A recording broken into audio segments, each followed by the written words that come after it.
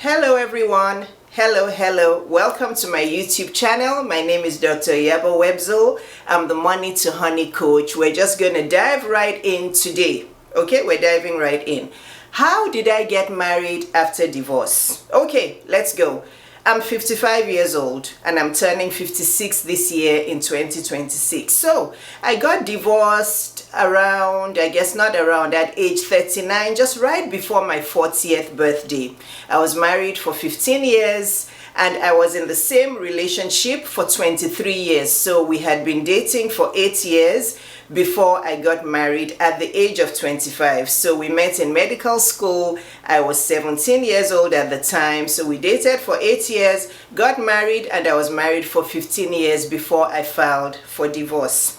So I'm not going to go into the details of the divorce, but if you follow me on Instagram, you probably know my story about being married to a man who was basically raised by his mother. So that's basically the conclusion. And as I've said many times, it's almost impossible for a woman to raise a boy into an upstanding man. So I got divorced at age 39 to 40. And of course, after my divorce, I started to date on and off. I joined online dating apps. I dated on and off. I was actually in a 4-year long relationship with a very nice man for 4 years, but he wasn't quite the one for me. I knew I could not get married to him because of, situations that I have shared on my Instagram as well before. He was a very, very wonderful man, but there were just some dynamics with his 4 kids that I knew that I was not ready to go into that. That was a red flag for me, and I'm like, okay, I'm not going to go into a marriage where I don't feel confident that this will be a good situation for me. But he was a wonderful man. We dated for 4 years, and then after that I dated on and off on online dating apps, but I knew what I wanted in a man. After having been divorced, I wasn't going to rush into another marriage. In fact, for many years after my divorce, I kept telling myself that all I want is a long-term relationship. I'm never getting married again. I just want to be in a long-term relationship with a man. I'm never doing this marriage thing again. But looking back, I knew that at that time, I was not yet healed, right? I was still suffering from the pains of divorce. But as time went on, I started to realize that I longed for marriage again. So yeah, after the 4-year relationship, I dated on and off. But because I had written a list of what I needed and wanted in my future husband, I knew I was not going to settle. I knew that I wanted all of those things. I had a list of all my must-haves. I had a few flexibles on the list, but I had a list of my must-haves, and over months and years I kept adjusting it and changing it as I healed, as I grew, as my mindset grew.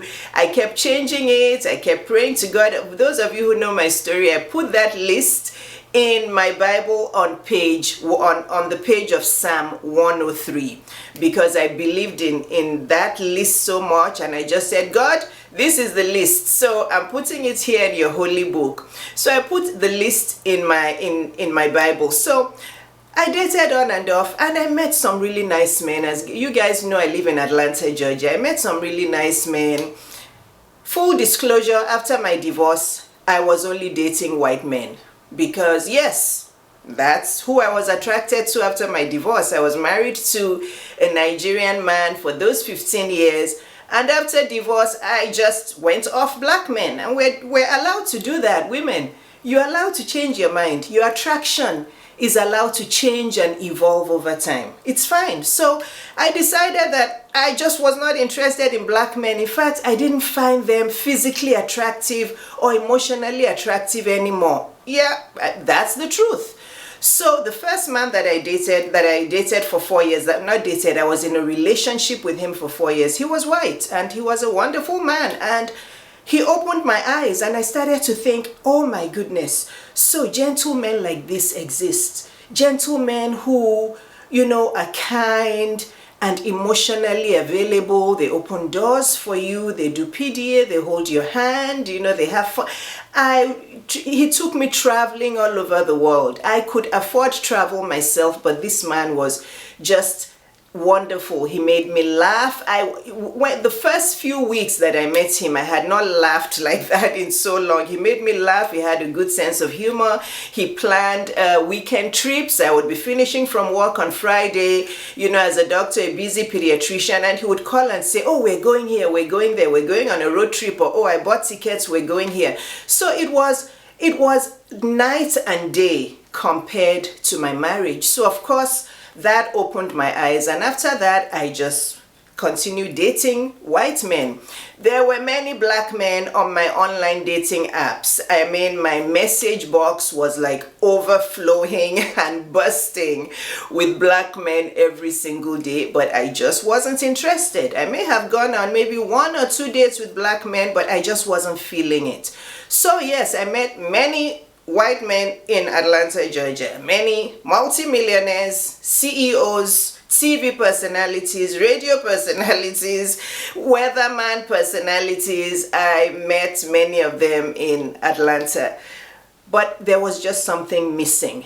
There was something not quite there, and after dating on and off for a while, I decided, you know what, Iyabo, why don't you just take 2 years off? Actually, what happened was I went to church one glorious Sunday, and it seemed like Pastor Andy Stanley was talking to me. He said, I went to church by myself. My daughters were not with me.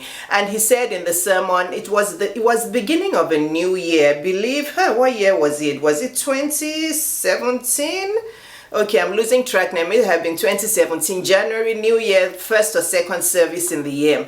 And he said there are many people in the congregation who've been dating on and off, and they're getting tired, they're getting frustrated, they're just not meeting the person of their dreams, the person they want. I'm advising, if that is you, I'm advising you to take at least 2 to 5 years off. And it was like he was talking directly to me. I took that message with humility. Honestly, during the service, I started to cry quietly, silently. Tears were just rolling down my face. And when I got home, I promised myself, I went for a walk, I journaled, and I said, I'm going to listen to this counsel because it seems like God sent me this message. And after that day, I closed all of my online dating apps. I stopped dating for 2 years exactly. And after those 2 years, I went back on the online dating apps. And I'm telling you, like magic, within 3 or 4 weeks, as I was scrolling and looking at men's profiles, I just saw this brand new profile pop up, and it said new profile, new to this online dating site. And it was my future husband looking at me. And the first line I saw there was, I'm 6'4". I'm a 6'4" Englishman. And I sent him a message. I read through his profile. He was handsome. He was tall. I liked his profile. So I sent him a quick hello. I just said, hello. I noticed that you're from England. I actually lived in England for 5 years. And this man, almost immediately, I saw that he viewed my profile. He must have looked at all my beautiful pictures. He sent me a message, and the rest was history. He chased me relentlessly. He planned dates. I met his dad on our 3rd date. His dad was visiting Atlanta from England. His dad was in his late 80s. And before that date, we were going to a comedy club and Indian restaurant. He sent me a message and he said, my dad is on holiday from England. Is it okay to bring him along? I don't want to leave him alone at home. And I'm like, sure, of course, come along. Because really think about it. A man that is asking you if his father can come on a date to meet you is a man who's serious about you. And that date was fun. His father was very nice. I realized that, oh yes, God is answering my prayers, because one of my first 3 traits was my future husband ought to have been raised by a fantastic, positive father or father figure. And there it was before my very eyes. My future husband never stopped talking about his dad. He called his dad every day. His dad called him. They had a wonderful relationship. His mom had already passed on. But even when I met his dad, one of the first things his dad showed me was he put his hand in his pocket and brought out a laminated picture of his wife and said, this is Margaret's picture. I carry it everywhere with me. I miss my wife. I love her. And I just got goosebumps. I'm like, look at this. This is how I was raised. I was raised in a home where my dad adored and loved and respected my mother. What I saw growing up was husband and wife who loved each other. I didn't see that in my first marriage, but look, I prayed to God. I was patient. And after 8 years of waiting and even taking 2 years off, God brought me exactly what I was looking for. So when I met his dad and he was telling me about his wife, I got goosebumps and I praised God. I'm like, wow, this is what happens when you're humble, you believe in God, you're patient, you know what you want, and you never settle. And we're going to be celebrating a 6-year wedding anniversary this year. We got married in the middle of the pandemic in April 2020 in the presence of our pastor from church and our 4 children. We got married here at home in a beautiful courtyard. It was still the pandemic, but it was beautiful. We had planned a lovely countryside wedding in England, but because of the pandemic, we couldn't do that. And we just wanted to get married. We were not going to postpone our wedding. And we had a beautiful fairy tale wedding at home here. So my kids, my daughters were, of course, with me those, 8 years before I met my future husband. But I did not give up on them having a father figure. I just told you that I was raised in a family where my dad was my hero. He was present in our life. He was kind, humble, gentle. He loved my mother. So my daughters had that father figure in their life. My dad, even though they didn't live here in Atlanta, my dad and my mom visited us 1 to 2 times every year here in Atlanta. My daughters had they had the opportunity to bond with my dad. He called us every Sunday, even when they were not here in Atlanta. He prayed for my daughters. So my 2 daughters saw what it meant for their grandfather and their grandmother to love and adore each other. They saw how their grandfather treated their grandmom, and that was wonderful for me. My dad passed on, unfortunately, in 2015, which was 5 years before I got married, and then my mom passed in 2019. So after my dad passed, I knew that I needed somebody to fill in the gap because I hadn't met my husband then. I met my husband in, was it 2017? I'm losing track. Yeah. So after my dad passed, I had to rack my brain, and I remember that there's a couple friend of mine, husband and wife, who I respect so much. They're both Christian, married with kids. So I reached out to him because at that point I needed some help and some counsel for my daughters, and he graciously stepped in. He and his wife would call my daughters, talk to them, mentor them, just pray for them. So that filled in the gap. And then my Heavenly Father was so faithful, and he brought me my husband. And my daughters then continued with the father figure. So their grandfather was their rock before he passed. And then I got a husband friend of mine who I respected. There's not many people that I respect, but this man is a man of God. I respect his wife, and he graciously helped me out with my daughters, checking in on them by phone, so it was wonderful. And then I met my husband, and then they had a wonderful stepdad. Of course, they're still in touch, on and off with their dad. I'm not going to go there. It's more of a complicated relationship, but they are in touch with their dad. But I was so happy that I was able to get married to a man who was raised by dad, who his parents loved each other, just like my home. So now my daughters can see me with this wonderful man who's my husband, and it gives them hope. They have the love, they have the warmth of a wonderful home that they can use as an example. Again, our kids see what we do. They're going to do what we do, not what we say or what we tell them not to do. So this is my journey from divorce to marriage, right? I got divorced around 39, 40. I'm 55, turning 56 this year. My husband is turning 63. So he's 62 currently. There's 7 years in between us. So I started off saying I never wanted to get married, but as the years went by, I knew that marriage can be beautiful. marriage can be wonderful. Marriage it has to be, it was created by God to be a wonderful setting to raise kids. I knew I didn't want to grow old alone.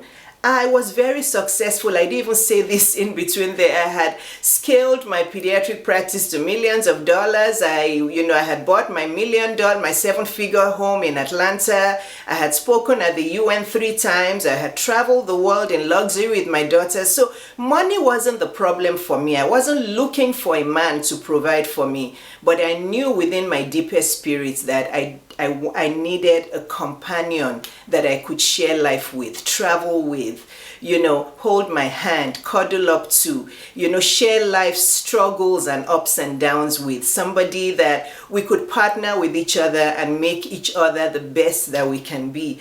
And also for our kids, our 4 kids, his 2 sons, and I didn't even say that part. Oh my gosh, there's so much. I had prayed to God for 4 kids before when I first got married the first time. But when my marriage was toxic and abusive, I tied my tubes and I decided, okay, I'm only having 2 kids. But fast forward, God knew that my prayer to him many years ago in my 20s, that he would still gift it to me. And he brought me a man who had 2 boys. So we brought our kids together, 2 daughters, 2 sons, into a beautiful marriage with God's blessing. So I went from I never want to get married to getting married because I knew I needed that companionship, because life is better when it's shared with a wonderful, kind, loyal, emotionally stable man, right? And then I just knew that I wanted for my kids to see the beauty of marriage, that there can be life,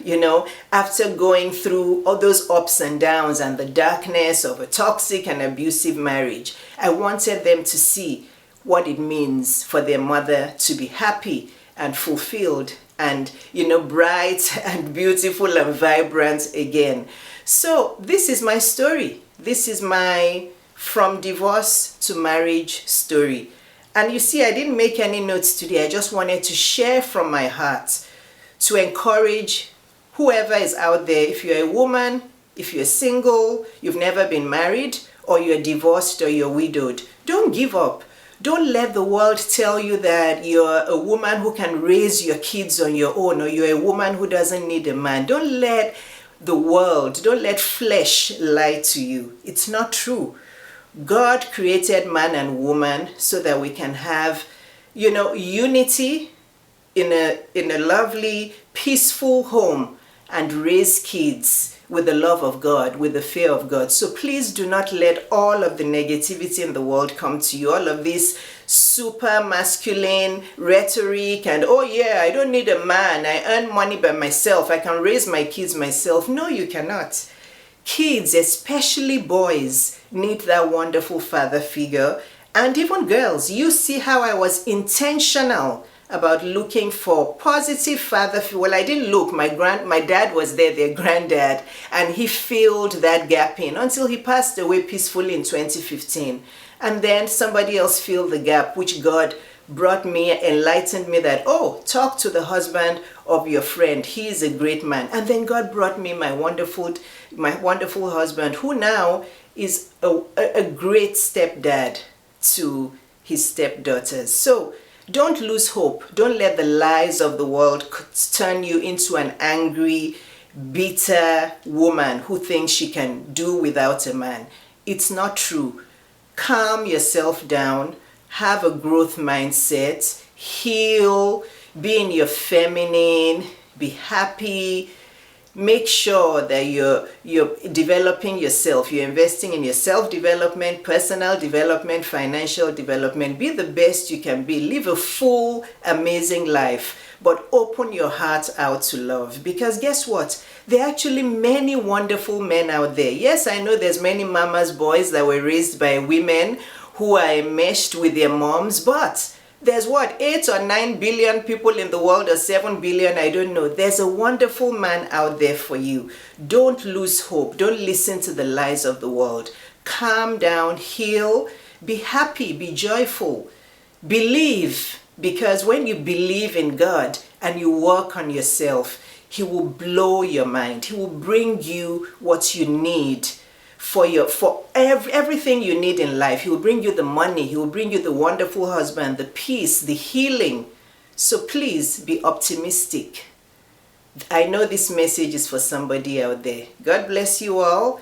And please, if you're just watching this video by chance, subscribe. Hit the subscribe button now, because I'm going to be creating a lot more of these long form videos to help you women out there. Videos about relationships, dating, marriage, weight loss, wellness, your image, your looks, everything, money, healing, all of that, all of the above, personal development on every level. So hit that subscribe button, share this video with a woman that you know needs to hear this, share it with a man, and let men know that we need them. We love you men out there who are investing in yourselves, investing in your emotional maturity. We love you, and yes, we need you as women. We're not saying we don't need you. We need you as women. But everybody needs to work on their healing so that we can all have amazing relationships. So please, if you loved this video, please like it and please drop a comment. Even if it's, oh wow, thank you Dr. Iyabo, or hello Dr. Iyabo, drop a comment please, because the more comments you drop in the comment section, the more YouTube will reveal or show this video to other people, and more women can learn from it. I love you all. I'll see you in a few days with another long form videos. Enjoy my short form videos and all the shorts, and I'll see you soon. Bye everyone. I have to do the dance before I leave. Bye.